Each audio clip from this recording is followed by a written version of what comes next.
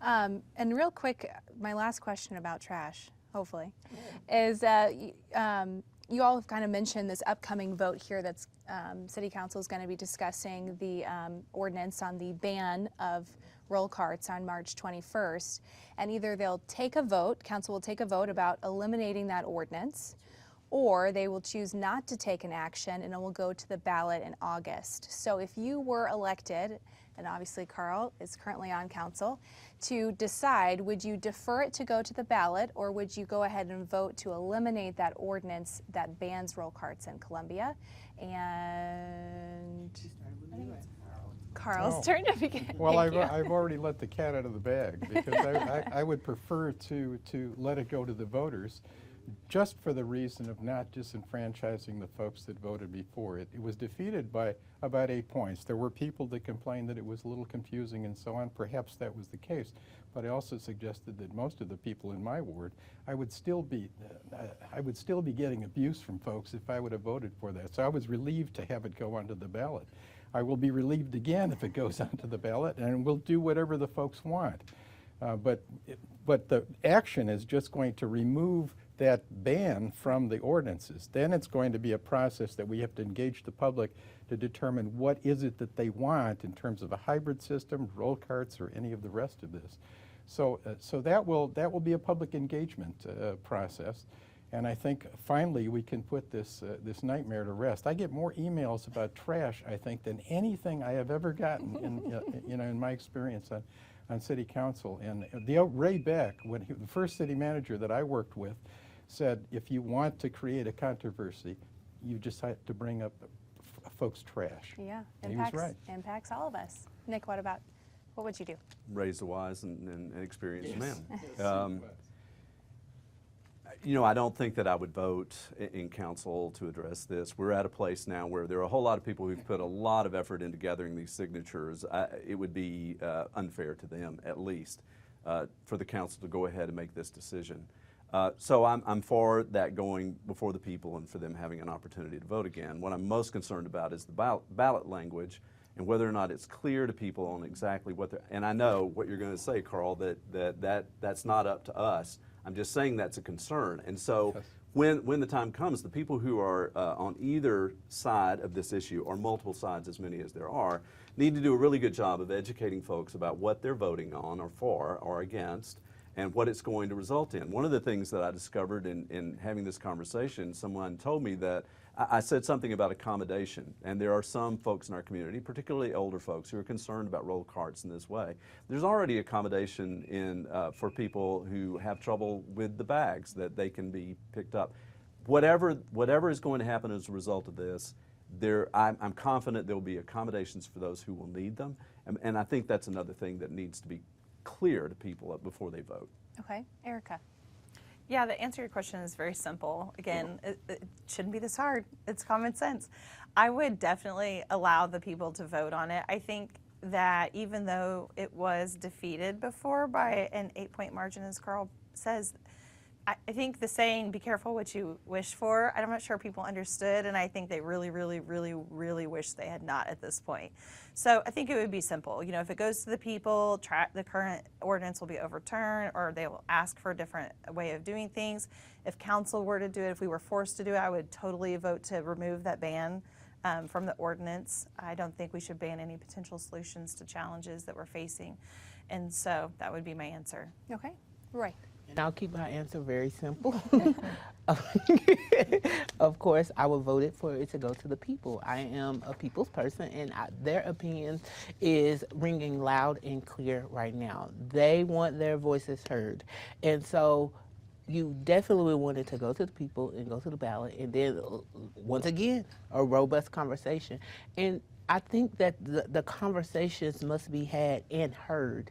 It's a difference between just having a conversation and listening and then effectively applying what you're hearing. So we must make sure that the people, we are listening to what people are want, and making sure that, again, I'm echoing everything that they have already said about the ballot and making sure that it's understandable for all.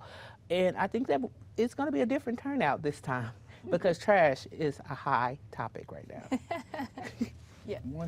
thing, and that is, Sure. remember, if it goes to the ballot issue, it will not be voted on until August. Right.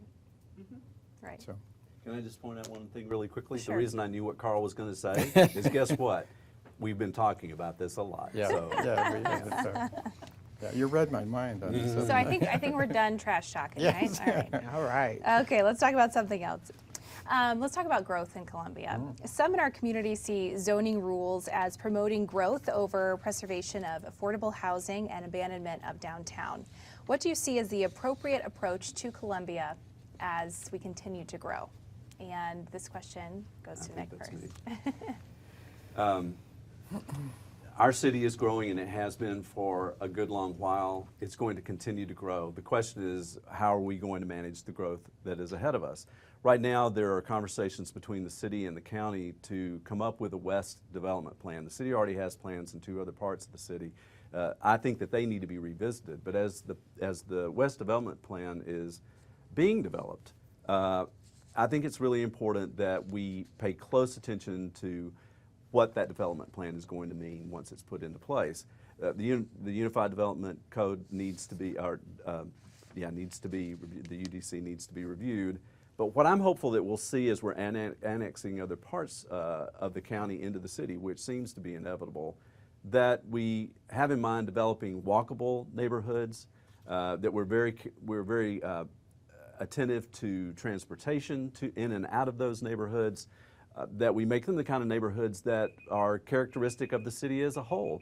And I think that's where a lot of the concern is. We want to maintain, this is a great city in which to live. We want to maintain that. So as we're growing, whatever it takes to be sure that we hang on to that, that needs to be a part of our intent. Okay, Erica.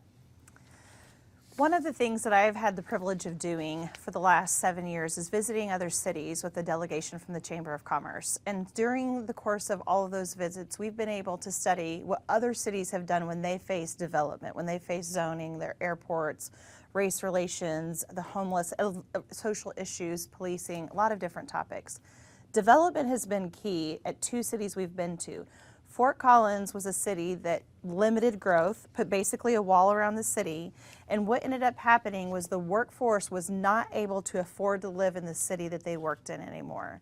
So they had to have big commutes. Their sales tax dollars were spent somewhere else. They lived in other cities where their property taxes were paid, and you just couldn't afford to live there. Athens, Georgia, which is where we went this last year, really had a great solution for multi-income, multi-use, affordable housing that was administered through their housing authority. And I think what they had was a really cool opportunity to look at it. You cannot solve an affordable housing crisis without building.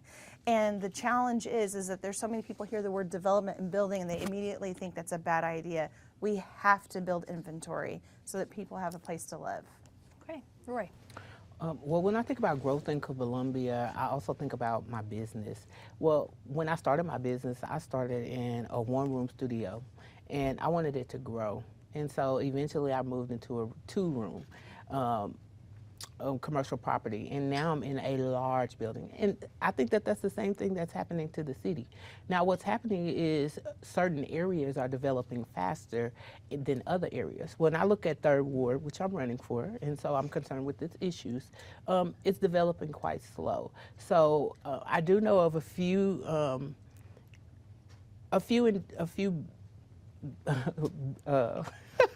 sorry, No, you're fine. a few businesses as well as affordable housing that's coming to the area, but it's not thriving as well as the rest of the city. So when I look at 3rd Ward, we definitely need growth.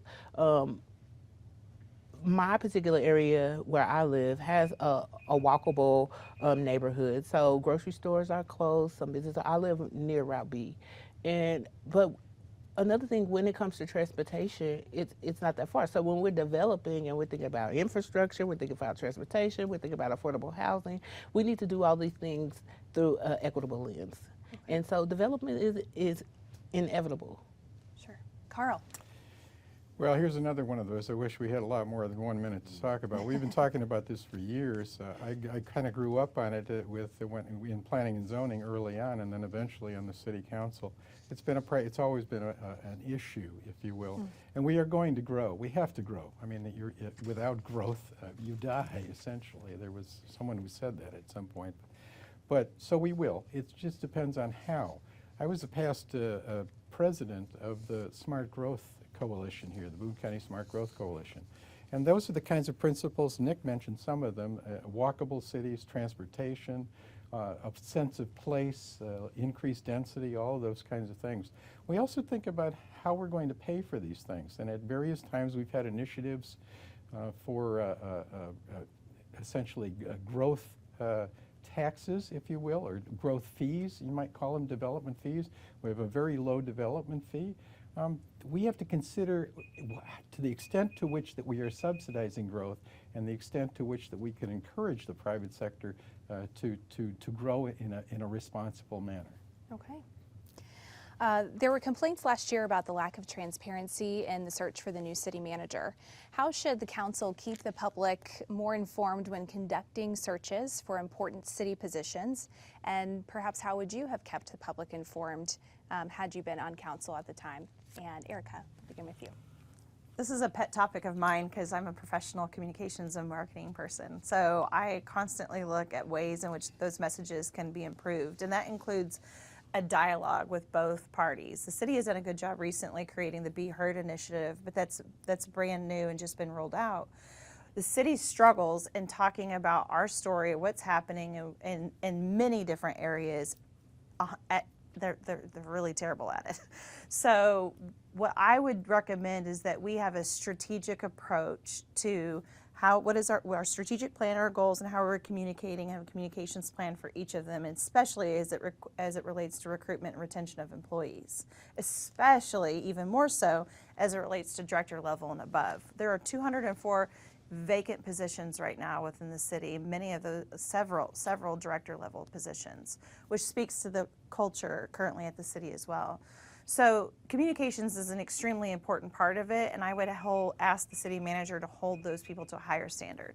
Okay. Roy, what do you think? As I've said several times, communication is big. I'm not a communication major, but I definitely would address it. Like, so before there was a process in which engaged the public, as well as they privately went through the applications, selected, and did interviews, but that knowledge was public. And so my question will be, why did it change? Because if the system was working before, then why not go back to the system that worked so that the people will have the opportunity to, when they did their interviews of the candidates, that they obtained the knowledge so that they can make sure that the candidate that was being chosen was the right candidate and they felt in support of. Now, I support the Carlin C. Wood because the selection has been made. So since the selection has been made, we got to put our trust and our faith in the Carlin C. Wood because it's happened. But if you gave me the opportunity, I definitely would involve the community in the process so that they could have their voices heard. They're the first leg of this three-stool government. Okay, thank you. Carl. Let me answer both your question and Roy's. I wish that we could have used the last system. I was here for the last city manager to determine who that was. It was a very different environment in those days. There were a lot more applications. We initially had about 30 applications for this job. We narrowed it down to 5 or 6 with the same firm that we used before. But because of the insistence of the finalists, and we wanted about 3 finalists to give folks a choice. We wanted to have them meet all the department heads and so on and so forth. But at the insistence of the candidates, the finalist candidates, there had to be confidentiality and very strict confidentiality. I was amazed. We had to have one meeting in the library so that people could go to the library so that their employers would not see that they were applying for this job.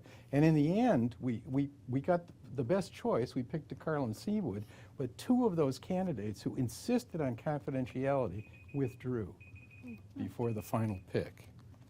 Wow. Never knew that. Yeah. So since you educated us all on a little the back end of what happened, I'm going to give you another opportunity here to talk about, moving forward, what would transparency-wise for these types of roles? I think confidentiality is such a big deal these days when it comes to hiring. The hiring environment is so difficult. One of the things that I regret in the last few years that the City Council has abandoned, and that is we used to go on retreats. We used to go on retreats with all of the department heads and the city manager, and we'd usually go to a place like Lake of the Ozarks or something like that. But it was more than just filling us in about what was necessary and how to get the budget established. It was all about socializing and getting to know people. We've lost that capacity. Now we have retreats, but they're on camera. They're on the dais. It's just like a regular meeting. And we've lost a lot in that kind of give and take. Nick. Eric and I had the opportunity to meet with DeCarlo Seawood recently, and he has in mind doing that again, and I would support it. I have to say that I was frustrated by the process.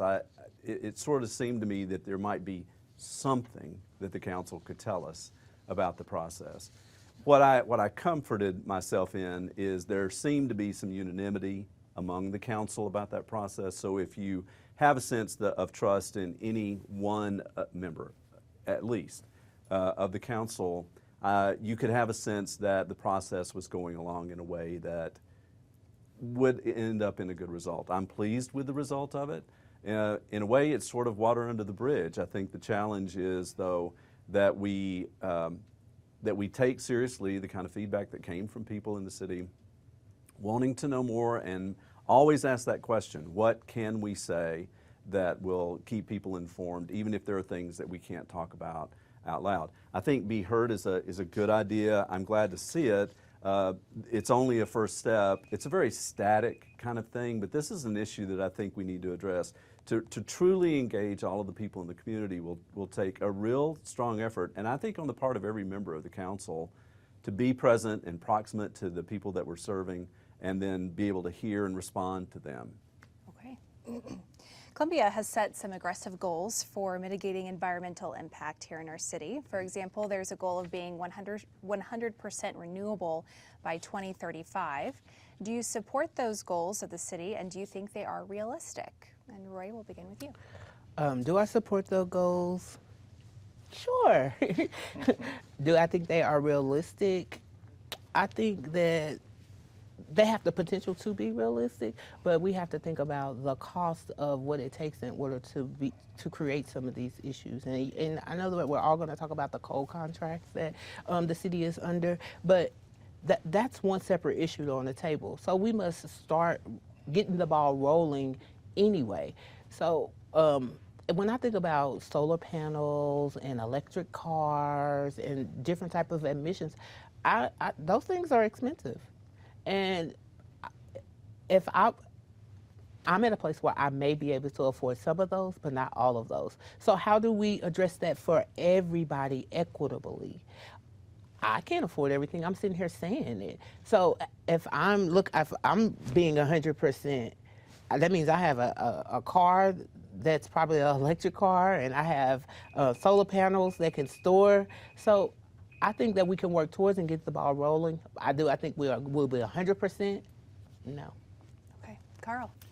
The answer is yes. I spent 13 years as not as the chair, but as a member of the Environment and Energy Commission, which eventually turned into the climate change group, if you will, that developed this.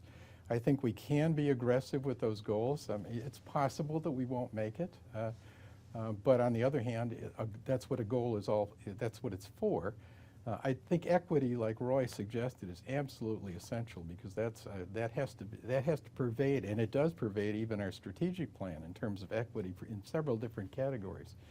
But I also, and I think Nick did as well, received the endorsement from the Sierra Club, the Osage group in Sierra Club, by responding to their questionnaires. And this was one of the questions in that questionnaire, was do you support that aggressive role? And incidentally, it was in about 2005 or so with Ken Midkiff. I can remember sitting down and drafting the first renewable portfolio. draft of the ordinance that was eventually adopted by the city council at that time. Okay, Nick. Well, I was endorsed by Sierra Club Osage, and I'm really grateful for that. Climate change is one of the 4 top priorities for me in this campaign. And I think that the CAP, the Climate Action and Adaptation Plan, really sets the bar for doing plans for the city. And there are a number of reasons for that, but all the reasons for having the plan and the immediacy of this issue are well spelled out in it. Equity is right there at the front of it, which I think needs to be right at the front of every plan that we make in this city. If we can address equity in an effective way, we're going to address any problem that we face for everyone in the city. So I do support the goals that are there. In fact, I support the goal of getting to 100% renewables by 2030, which is a doable thing. It's not a simple thing, but it is a doable thing, and we need to strive toward that end. And so, yeah, one of the things about the CAP that I think is important is it's the Climate Action and Adaptation Plan, which recognizes that adaptation is something we need to be doing now. There are issues related to climate that are taking place for us here and are going to continue to happen. And so we need to be paying attention not only to the energy efficiency things that are there in the plan, but also to the adaptations that we need to make. Okay, Erica, your thoughts. Yes, the year is actually 2030. So in the next 7 years, the goal of the city is to have 100% renewable energy. And while I support that, I think it's an awesome theory to have and would love for us to hit it. There's zero chance we're going to hit it. You know, as a business owner that understands the expense of having to retrofit your infrastructure, and talking to developers and business rental property owners about what it would take to retrofit their existing structure, the cost is enormous. So the only way, literally the only way for us to hit that goal is for the city to put their money where their mouth is and decide it's something that they want to invest in and incentivize that process.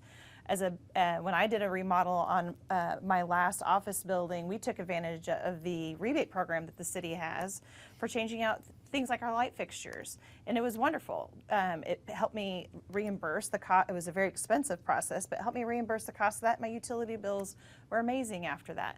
However, I had to lay out the cash on the front end for it, and that was just light fixtures. So if we're talking about everything the city of Columbia needs for almost 150,000 people in the next 7 years, not going to happen unless the city funds it.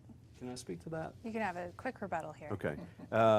I think it is possible. And actually, the plan calls for 2035. What we're looking at is moving that up 5 years to 2030, and it is possible because of where we would source our power from, and that's about purchasing power on the grid from renewable sources.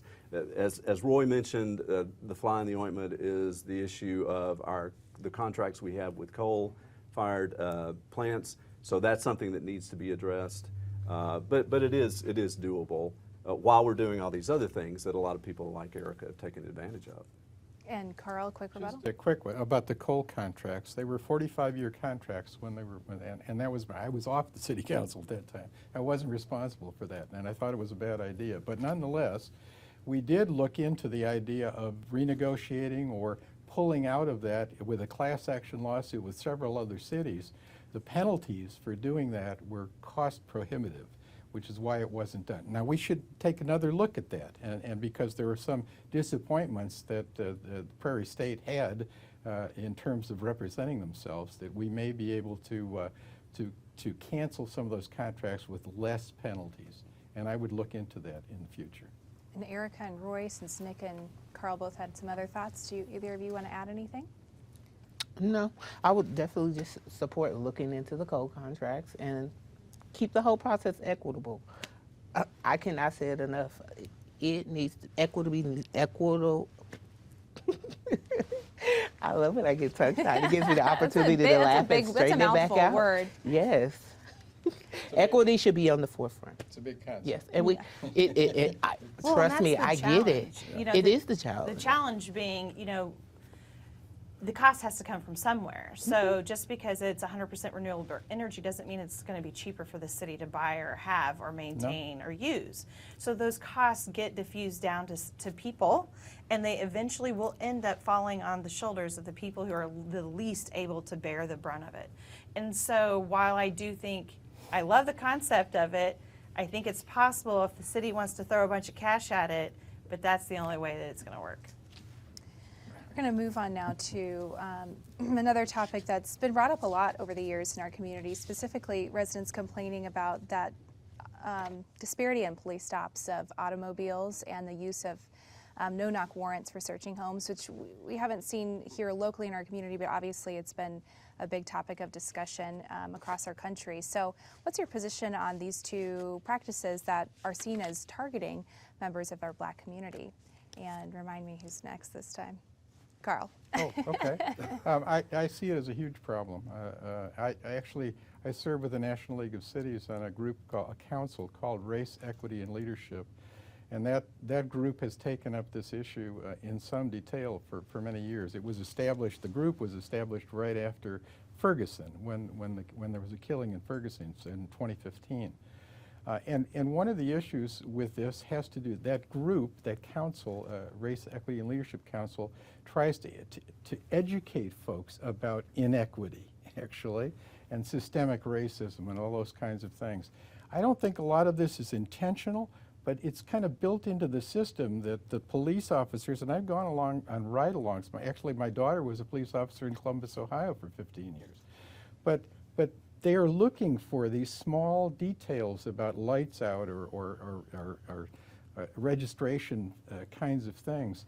And we need more groups to help with those, to help those folks avoid those kinds of issues so that the police can respond to more important things than just stopping folks.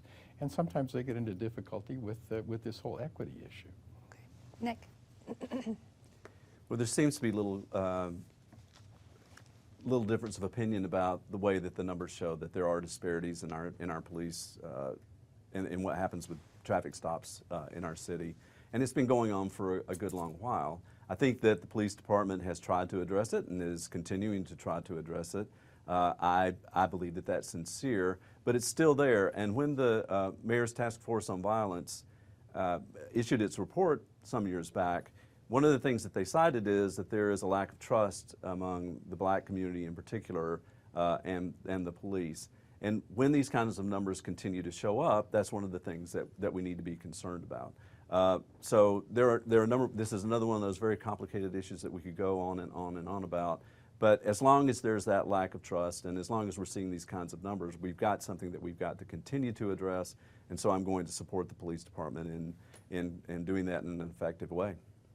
Erica. It's very clear that there have been disparities in the data. I've had the opportunity to sit down and look at the data with several different people, and it's really pretty interesting once you dig into it and look at all of the different factors that come into it. The police officers that I've spoken to, and I'm the only candidate up here endorsed by our local police officers union, they want the same thing. They want to earn the trust back of the community. They want good police officers. And so they've made strides. They've hired and made efforts towards their diversity, equity, and inclusion. I personally think one of the biggest steps that we can take is having diversity within the ranks of the police officers. And I have encouraged looking at how can we do a grow our own program, much like we have with the CPS. With CPS, there's an opportunity for local students to go fully paid scholarships to local colleges, become teachers, spend the first few years of their teaching here at CPS before they move on. So how can we duplicate a successful program like that for our police department so that there are more police officers that look like the people that they're pulling over? Roy. And as the only Black and brown person up here, speaking from experience, my trust with the police may not be as strong as others. Have I been a victim of being pulled over for a traffic light or a small incident that has gone awry that's not been de-escalated but escalated to a different situation? Yes, I have. So for us to say it doesn't happen in Columbia, it truly does. And how does something that is, if you're pulling me over for a traffic light or for maybe I didn't signal, how does it escalate to an arrest? are these arrestable offense? So how do we fix it? And I definitely say it will be in the training. But as Erica may have said earlier, that they're working 12-hour shifts. And when it comes to training, they're getting it whenever they can, here and there. And some of the training is not even required. I learned that from the Citizens Police Review Board, that all training is not required of the police officers. So when I'm approached by different police officers, I don't know what training they have. I don't know how they're going to handle me. So one thing that I would definitely say is we need to resort back to the hiring and the training of the police officers. I understand that their workload is heavy, but hey, my skin should not be a threat. Roy, thank you. We're wrapping up our last couple minutes here of the forum, so I want to give you all a chance to, if we can change the timer to 30 seconds, a quick recap of what you hope voters walk away from as far as why they should vote for you, and yeah, let's just end on that note. What do you hope voters walk away with tonight, and why should they get your vote at the ballot in August? And Roy. You want to start with me? Yeah, let's start with you. Okay. I would love for voters to vote for me because I'm honest, I'm integral, I'm dependable. I'm just a regular citizen who took up a job and a responsibility to run for city council. I've spent the last 19 months going to every city council meeting, minus two, but I've learned so much already from that experience. And through that experience, Finish with that. Go ahead, finish through with that. that experience, I want to communicate that back to the communities so that they could be a part of this governing process and let them know that their voice is as equally as important. So when you go to that voting poll on April 5th, check Roy Lovelady for 3rd Ward. Thank you. Carl. Well, I've spent a little bit more than 19 months attending city council meetings. But I think what I would like to leave folks with is the notion of continuity of office, of some institutional memory of office. I happen to be the senior member on the city council now, and I'm hoping to ask folks for their vote. They can go to scholaforcouncil.org if they want more information about what I have to offer. Okay, Nick. Everywhere I've worked in 40 years of professional life, service has been my life through all of that time. When government is at its best, it's providing services to its community in a way that's effective and meets people's needs. I know how to do that, and because of my experience, I believe I can take that experience of service to the council. I would invite people to go to Foster 4/4, all spelled out, foster44th.com, to learn more about me and hopefully to gain your support on April 5. Okay, Erica.